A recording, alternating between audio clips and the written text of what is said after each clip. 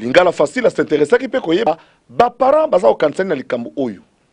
Mais est-ce que na niveau tozanango na ba étude oyo bana biso ba cours bazozo na ba professeur même. Est-ce que on a atteint niveau wana oyo tozolinga? Oui, koloba 60% c'est bon. Mais niveau pe ya ba professeur wana. C'est aussi ça. Il faut revoir tous les systèmes.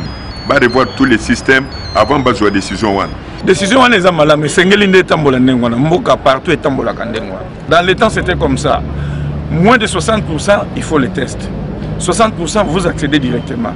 Le lot comme on a même 49,5 l'examen d'état à côté de l'université. L'université c'est pas pour tout le monde.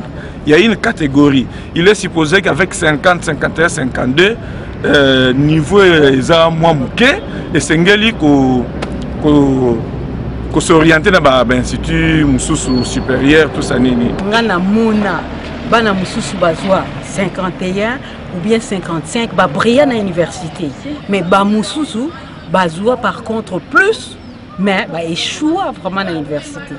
Donc na moni on kitoko penzati parce que nga moko na mona pe na vivango. Il faudrait que celui qui part qui va à l'université ait un bagage intellectuel important. Intellectuellement parlant, ce qui est niveau na est trop bas directement parce que ngana zali mwana ministre tel na kende kamara mo na université. Que ce soit une mesure oye kozala pona bato nyonso. Dépend nga décision na zeza vraiment malamu te. Parce que mon ces derniers temps mbongo comme il peut passe. Ozomona, eza mwana mso ko 50%. Mazane maele.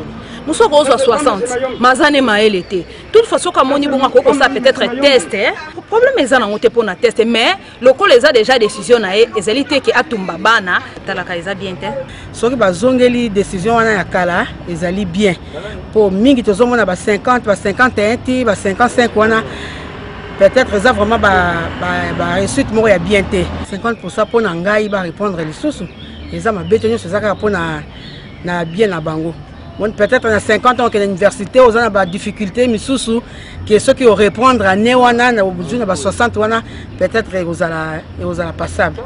Accès à l'université, il fallait les rats par test, quel que soit le pourcentage, parce que tout le monde dans la classe a 8 points mouké pour la raison mokoboy. Soit il y a des problèmes dans la famille, des cas de décès, des cas de santé, au monde a 8 points mouké. Par rapport, il y a des était à qui n'a pas continué bien, avec un problème à point belé. Mais ceux qui boutier bango n'a pas même niveau de vie, n'a même niveau de problème, au monde a que maëlé à se justifier. Mais ce que je voudrais dire, le coup là sali bongo. Nous voudrions ici que et ça la bongo pour na bana nyonso. Et ça la tête que bana mususu il y a 3 points de suspension. Ce qui a eu 50% et commis recommandation et commis boyinaboy. Alors, bana o siko bazangi baya.